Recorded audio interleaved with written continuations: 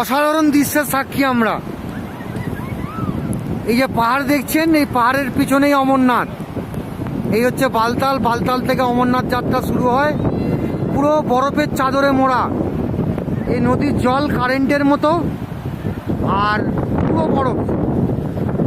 যার মানে যতদূর পর্যন্ত আপনি দেখবেন পুরো বরফই বরফ। এই দেখুন পুরো বরফ, এই যে বরফ দেখুন, বরফ।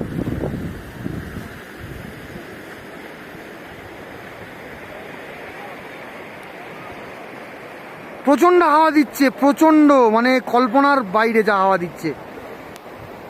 সবাই ছবি তুলছে, সুন্দর নদীর জল কুলকুল করে বয়ে যাচ্ছে। অসম্ভব ঠান্ডা, মানে এই যে ঠান্ডা আর এই যে দৃশ্য, এ কল্পনার অতীত।